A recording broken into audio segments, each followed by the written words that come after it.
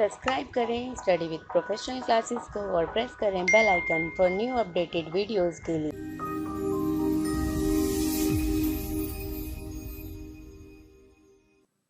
Hello everyone, welcome to my channel study with professional classes. So friends, हम यहाँ पर commerce UGC net JRF की सारी units को कवर कर रहे हैं, प्लस प्रीवियस ईयर के क्वेश्चन पेपर को भी सॉल्व कर रहे हैं। सो हम already unit 9 legal aspect of business, unit 10 income tax, plus unit 1 business environment, और जो ये हमारी है वो है unit 2 accounting and auditing. So friends, इस पर हम काफ़ी सारी वीडियोस ऑलरेडी बना चुके हैं, आप प्लेलिस्ट में जाकर चेक कर सकते हैं। तो जो हमारी जो पार्ट चल रहे थे accounting principle and kinds of accounting principle के, इस पर मैं ऑलरेडी पार्ट 9 बना चुकी हूँ, और जो ये पार्ट है वो है part 10 objective concept. So friends, अगर आपको वीडियो अच्छी लगी तो वीडियो को लाइक करें, चैनल को अभी सब्सक्राइब करें और अपने फ्रेंड्स के साथ शेयर करना ना भूलें। आप हमें Facebook page, Telegram group, Instagram पर भी फॉलो कर सकते हैं, जिसका लिंक मैं डिस्क्रिप्शन पे दे दूँगी। सो फ्रेंड्स, जो आज का हमारा टॉपिक है वो है ऑब्जेक्टिविटी कॉन्सेप्ट। तो ऑब्जेक्टिविटी कॉन्सेप्ट बेसिकली होता क्या है? अब जैसे नाम से ये समझ आ रहा है कि ऑब्जेक्टिविटी यानी किसी ऑब्जेक्ट को रिलेट करके यहाँ पर बात हो रही है। तो अकाउंटिंग जो है, हमारे अकाउंटिंग प्रिंसिपल है, उसमें ऑब्जेक्टिविटी कॉन्सेप्ट क्यों आया, इसकी क्या ज़रूरत थी? अब जैसे कि क्या होता है कि एक बिजनेसमैन जो भी अपनी एंट्रीज करता है, जो भी ट्रांजैक्शन करता है, यानी उसने कुछ खरीदा, कुछ बेचा, सेल की, परचेज की, या कुछ भी सैलरी पे करी, तो कोई भी एक्टिविटी करी, जो बिजनेस एक्टिविटी, कोई भी बिजनेस एक्टिविटी करी। अब जो बिजनेस एक्टिविटी करी है, वो कैसे पता चलेगा कि वो एक्टिविटी ठीक है कि नहीं है, यानी कि जो एक्टिविटी करी है वो सही है कि नहीं है? तो उसके लिए ज़रूरी है कि कोई एविडेंस होना या कोई प्रूफ होना, जिससे ये पता चल सके कि जो बिजनेस एक्टिविटी हुई है वो ठीक है। यानी कोई सेल हुई है, किसी बिजनेसमैन ने करी है, तो वो ठीक है कि नहीं है, उसके लिए कोई एविडेंस होना, कोई बिल होना, जिससे वो प्रूफ कर सके कि ये सेल हुई है या ये परचेज किया है। ठीक है, तो इस एविडेंस को के लिए, या एविडेंस को देखने के लिए ऑब्जेक्टिविटी कॉन्सेप्ट आया, जिसके थ्रू पता चला कि जो फाइनेंशियल स्टेटमेंट जो बनी है, उसमें जो भी एंट्रीज हैं, वो एंट्रीज ऑब्जेक्टिविटी कॉन्सेप्ट को देखकर सारी रिकॉर्ड की गई हैं, और हर एंट्री का कोई ना कोई एविडेंस इस बिजनेसमैन के पास है। तो अगर वो बिजनेसमैन के पास उस एंट्री का कोई एविडेंस है तो वो एंट्री ठीक है, अगर नहीं है तो वो एंट्री गलत होती है। ये बाद में जब वो अकाउंट ऑडिट करता है तो बाद में वो पता चल जाता है। तो ये कॉन्सेप्ट को ध्यान में रख कर क्या किए जाते हैं, सारी अकाउंटिंग की जाती है, सारी अकाउंटिंग की जाती है, और जिससे कि जो बिजनेसमैन है, जो अकाउंटिंग कर रहा है, वो अकाउंटिंग करते समय इस चीज़ों का ध्यान रखता है कि जो भी एक्टिविटी हो रही है, अगर उसने कुछ परचेज किया है तो उसका बिल, या कुछ सेल करी है तो उसका इनवॉइस, तो ये सारी क्या करना, उन सबको ठीक से कलेक्ट करके रखना और उनका रिकॉर्ड रखना। तो यही कहलाता है हमारा ऑब्जेक्टिविटी कंसेप्ट। तो एक और एग्जांपल के थ्रू हम इसे समझते हैं। यहाँ पर देखते हैं, जो मिस्टर ए हैं,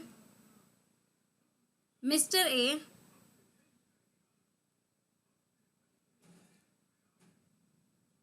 मिस्टर ए का जो है बिजनेस है लैपटॉप मैन्युफैक्चरिंग करने का, लैपटॉप मैन्युफैक्चरिंग करते हैं मिस्टर ए। ठीक है, तो जो लैपटॉप मैन्युफैक्चरिंग करते हैं, तो अब इसके लिए इन्हें बहुत सारे पार्ट्स चाहिए होते हैं, तो डिफरेंट डिफरेंट जो सेलर्स हैं उनसे परचेज करते हैं। किसी कीबोर्ड परचेज करना है, या जो भी लैपटॉप को बनाने में जो भी पार्ट्स लगते हैं, तो वो बी शॉप से परचेज करते हैं, एफ शॉप से परचेज करते हैं। तो जब भी मिस्टर ए ये सारा सामान परचेज करते हैं, एक लैपटॉप बनाते हैं, एक लैपटॉप बनाते हैं, तो लैपटॉप के लिए जो पार्ट्स परचेज करते हैं, यहाँ से जो भी पार्ट्स परचेज करते हैं, उन पार्ट्स को जो वो परचेज करते हैं, तो वो इनसे क्या करते हैं, मिस्टर बी से एक बिल लेते हैं। तो जब मिस्टर ए अपनी अकाउंटिंग करेंगे, अपने अकाउंटिंग में इसको रिकॉर्ड करेंगे, तो वो क्या करेंगे, इस बिल पे जो भी अमाउंट लिखा होगा वही अमाउंट लिखेंगे, अपनी मर्जी से कोई भी अमाउंट नहीं लिख सकते। यानी जो बिल पे अमाउंट लिखा है उसी बिल को वो क्या करेंगे, रिकॉर्ड करेंगे, जिससे कि बाद में ये प्रूव कर सके कि इतने अमाउंट का इन्होंने परचेज किया है, इससे ज़्यादा परचेज नहीं करा या इससे कम परचेज नहीं करा। इसी तरीके से मिस्टर ए जब किसी कस्टमर को ये लैपटॉप बेचते हैं, तो उसकी भी एंट्री करते हैं, सेल की एंट्री, तो वो भी उतने ही अमाउंट से करते हैं जितने में उसे सेल किया गया है, और उसका इनवॉइस भी वो रखते हैं कि किस पार्टी को कितने लैपटॉप सेल किए हैं। तो इससे क्या होता है, अकाउंटिंग में अकाउंटिंग प्रिंसिपल ये इम्पॉर्टेंट है कि वो समझने में मदद करता है कि कैसे जो है जो अकाउंटिंग हुई है उसका क्या प्रूफ है कि इसने मिस्टर ए ने परचेज किया है या सेल किया है। तो आगे वो प्रूफ कर सकता है कि देखो ये मैंने खरीदा है, ये मैंने सेल की है, और आगे वो शो कर सकता है कि उसे इतना ही प्रॉफिट हुआ है या इतना लॉस हुआ है। तो वो आगे गवर्नमेंट में टैक्स पे करने में, इन सारी चीज़ों में उसे हेल्प होती है। तो ऑब्जेक्टिविटी कॉन्सेप्ट इसीलिए आया था कि इससे पता चल सके कि जो भी अकाउंटिंग हो रही है वो एविडेंस बेस हो, जो भी रिकॉर्ड हो रही हैं, जो भी ट्रांजेक्शन्स रिकॉर्ड हो रही हैं उसकी क्या हो, उसका कोई ना कोई एविडेंस हो, या कोई ना कोई डॉक्यूमेंट हो, कोई इनवॉइस हो, कोई वाउचर हो, जिसके थ्रू पता चल सके कि इसकी जो एंट्री है वो बिल्कुल सही है।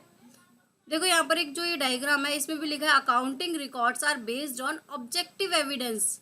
एक ऑब्जेक्टिव होता है उनका, कोई उद्देश्य होता है। ऐसा नहीं है कि बस बोल दिया कि हाँ मैंने खरीदा है, मुझे नहीं पता बस कहाँ से खरीदा, तो उसका कोई बिल होना चाहिए कि ये देखो मैंने इतने का खरीदा या मैंने किसी को सेल की हुई है, जिससे टैक्स चोरी ना हो सके और फ्रॉड ना हो सके। ये सारी चीज़ों को ध्यान में रखकर ऑब्जेक्टिविटी कॉन्सेप्ट आया। तो देखो ये कोई इनवॉइस है या किस तरीके का जो भी बिल है वो सारे हो सकते हैं, जिससे पता चल सके ये जो एंट्री है वो फ्रॉड नहीं है, वो एंट्री प्रॉपर ठीक है। तो एक सॉलिड एविडेंस होना चाहिए यहाँ पर। तो अभी हम यहाँ पर रीड करते हैं। The objectivity principle is the concept that the financial statement of an organisation to be based on solid evidence. तो मैंने अभी आपको यही बताया कि जो फाइनेंशियल स्टेटमेंट जो बनती है वो किस बेसिस पे बनती है, कि कोई एंट्री की गई है, कोई ट्रांजैक्शन की गई है, तो उस एंट्री का क्या प्रूफ है, क्या प्रूफ है कि इसने सेल की है मिस्टर ए ने। तो उस प्रूफ को दिखाने के लिए वो उस इनवॉइस को दिखाएगा, एक सॉलिड एविडेंस दिखाएगा कि देखो ये मैंने सेल किया है, ये मेरे पास प्रूफ है। तो अगर वो प्रूफ कर देगा तो वो एंट्री ठीक मान ली जाएगी, अदरवाइज वो एंट्री को गलत मार्क कर दिया जाएगा। The intent behind this principle is to keep the management and the accounting department of any entity from the producing financial statement that the slanted by their opinion on the biases। तो ये basically होता क्या, objectivity concept में वो जो भी क्या उसने जो भी एंट्रीज की हैं उसको प्रॉपर मैनेज किया जा सके, या जो भी उसने एंट्रीज करी हैं उसके बारे में एक ओपिनियन बता सके अकाउंटेंट कि देखो ये जो इसने एंट्री करी है ये प्रूफ है, ये प्रूफ नहीं है, ये एंट्री फ्रॉड लग रही है, ये एंट्री गलत है। तो उसके बारे में क्या करती है, उसके बारे में एक राय बनाई जा सकती है, ये कंपनी फ्रॉड है, ये कंपनी सही है, ये कंपनी जो काम कर रही है बिल्कुल सही काम कर रही है। तो एक ओपिनियन बन जाती है उस कंपनी से रिलेटेड या उस बिजनेस से रिलेटेड।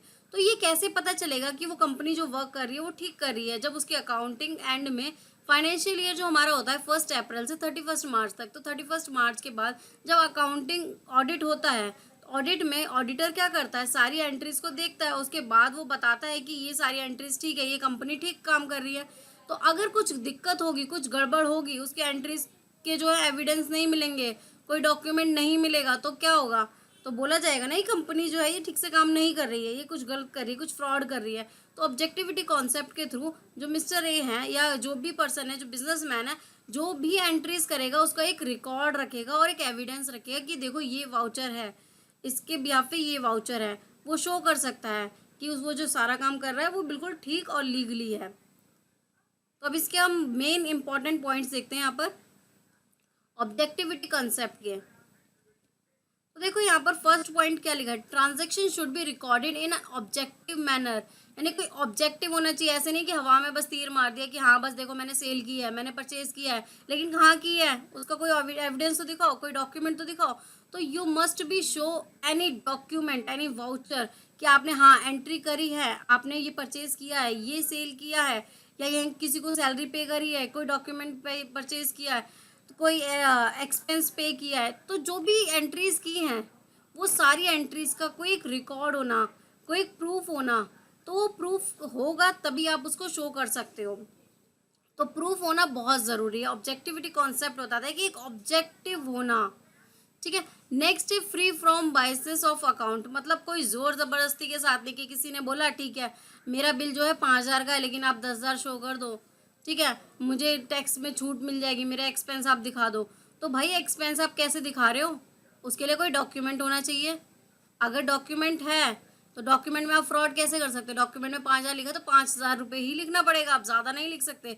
तो फ्री फ्रॉम बायसनेस होना चाहिए। तो यहाँ पर क्या होना चाहिए, कोई जोर नहीं होना चाहिए। और वो कैसे नहीं होगा, अगर कोई डॉक्यूमेंट होगा, कोई एविडेंस होगा, तो एविडेंस में जितना लिखा है अमाउंट आप उतना ही लिखोगे।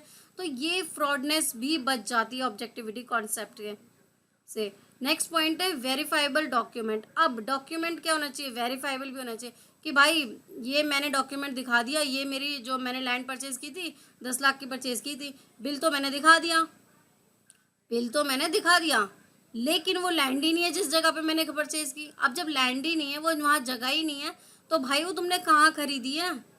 तो वो वेरीफाई भी हो सके, जो बिल आप शो कर रहे हो वो वेरीफाई हो सके। आपने सामान खरीदा है, ठीक है, तो सामान जिस शॉप से खरीदा है वो शॉप पर जाकर वेरीफाई हो सकता है कि हाँ इस दुकान का नाम लिखा है XYZ का। तो अगर वो अकाउंटेंट XYZ शॉप पे जाता है कि आपसे उसने 1,000 का सामान खरीदा है या 1 लाख के गुड्स खरीदे हैं, 1 करोड़ के गुड्स खरीदे हैं, तो क्या वो गुड्स खरीदे हैं, वो वहाँ जाके वेरीफाई कर सकता है। तो वेरीफाइबल डॉक्यूमेंट होने चाहिए, ये ऑब्जेक्टिविटी होना चाहिए। ऐसा नहीं है कि कोई भी डॉक्यूमेंट आपने शो कर दिया, ठीक है ऑब्जेक्टिविटी कॉन्सेप्ट है, हमें डॉक्यूमेंट शो करने हैं, तो चलो ये डॉक्यूमेंट, ये वाउचर दिखा दो, नहीं। तो वो क्या होना चाहिए, वेरीफाइबल भी होना चाहिए, वेरीफाई भी होना चाहिए। Next point is should follow on accounting policy. तो ऑब्वियस है, अब अकाउंटिंग की बात कर रहे हैं, तो अकाउंटिंग प्रिंसिपल में बहुत इंपॉर्टेंट है कि अकाउंटिंग स्टैंडर्ड, अकाउंटिंग पॉलिसी जितनी भी है वो उन्हें तो फॉलो करे ही।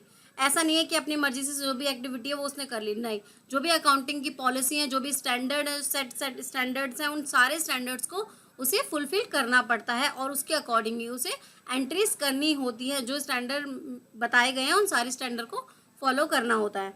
तो एक और एग्जांपल के थ्रू हम इसे अच्छे से समझते हैं। तो देखो यहाँ पर एक एग्जांपल है। अब यहाँ पर जो है वो मिस्टर अमर है।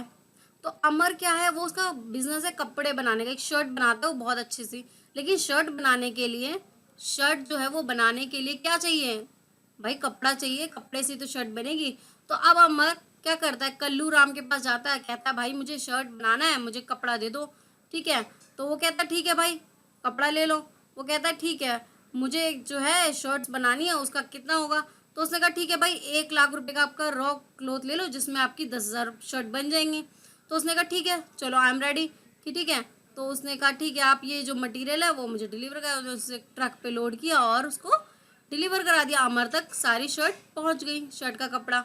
अब जब अमर ने, इसने अपने पास एक बिल क्या करा, एक अपने पास बिल रखा कि भाई जो मैं इसको सेल कर रहा हूँ, मैंने जो अमर को सेल की है,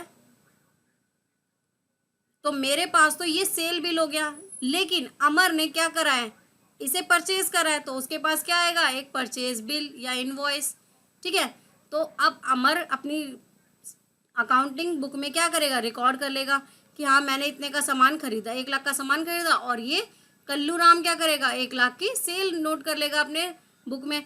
तो दोनों ने क्या करा यहाँ पर, उसने 1 लाख की सेल नोटबुक में नोट करी और इसने क्या करा, 1 लाख की परचेज नोट करी। अब जब फाइनेंशियल ईयर जो हमारा 1 अप्रैल से 31 मार्च तक एंड होता है, उसके बाद जब क्लोजिंग हुई, जब अकाउंटेंट आया तो उसने कहा चलो भाई मुझे दिखाओ आपकी सारे एंट्रीज। तो उसने देखा यहाँ पर 1 लाख रुपए का कपड़ा खरीदा हुआ है। तो उसने कहा 1 लाख का आपने कपड़ा जो खरीदा है, ये कपड़े की जो एंट्री है ये तो ठीक है, आपने मुझे बिल दिखा दिया वो भी ठीक है, 1 लाख की परचेज। अब मैं इसे वेरीफाई करूँगा कि भाई ये सच में है कि नहीं है, कहीं आप ऐसे तो नहीं बस मुझे बोले। तो ये गया अकाउंटेंट कल्लू राम के पास। अब जब कल्लू राम के पास गया तो अब कल्लू राम ने दिखाया कि देखिए भैया एक बिल मेरे पास भी है, सेल का बिल, मैंने अमर को जो है सेल की है 1 लाख रुपए की। जब इसके पास सेल बिल मिल गया और जो डॉक्यूमेंट है वो क्या हो गया, वेरीफाई हो गया, ये इनवॉइस वेरीफाई हो गया। तो अकाउंटेंट मान लेगा कि इसने ऑब्जेक्टिविटी कॉन्सेप्ट को ध्यान में रख के, सारी अकाउंटिंग पॉलिसी को ध्यान में रख के ही अपने बिजनेस को करा है, और जो अकाउंटिंग जो उसने करी है वो करी है। तो ये सारी चीज़ों को ध्यान में रख कर ही इसने अकाउंटिंग करी है। तो अकाउंटेंट मान जाएगा और इसकी जितनी भी एंट्रीज हैं उसको करेक्ट कर देगा। तो वो इस तरीके से क्या करेगा, हर एक इनवॉइस को यहाँ पर देखेगा। तो ऑब्जेक्टिविटी कॉन्सेप्ट बताता है कि जितनी भी आप एंट्रीज करो, उन एंट्रीज का कोई ना कोई एविडेंस होना चाहिए, कोई प्रूफ होना चाहिए कि आपने वो एंट्री वो करा है, आपने परचेज की है, सेल की है, ठीक है। वो सारे एक्सपेंस की आपके पास कोई सॉलिड एविडेंस होना चाहिए। जैसे यहाँ पर अमर के पास भी था कि अमर ने उसको खरीदा था, परचेज किया था, और सिमिलर कल्लू राम के पास भी था कि भाई उसने उसको सेल किया है, ठीक है। तो फ्रेंड्स, अगर आपको ये वीडियो अच्छी लगी हो तो वीडियो को अभी लाइक करें, चैनल को सब्सक्राइब करना ना भूलें और अपने फ्रेंड्स के साथ भी शेयर करें। आप हमें Telegram group, Facebook page, Instagram और हमारे ब्लॉगर पे भी फॉलो कर सकते हो हम, जिसका लिंक मैं डिस्क्रिप्शन में दे दूंगी। और ब्लॉगर की आईडी है www.studywithprofessionalclasses.blogspot.com। सो फ्रेंड्स, आप हमारे चैनल को अभी सब्सक्राइब करें, क्योंकि हम यहाँ पर यूजीसी नेट जेआरएफ की सारी यूनिट्स को कवर कर रहे हैं, प्लस क्वेश्चन पेपर को भी सॉल्व कर रहे हैं। और न्यू अपडेट्स के लिए आप हमारे चैनल को अभी सब्सक्राइब करें और उसके बगल में जो बेल आइकन है उसको भी प्रेस कर दें। Thank you.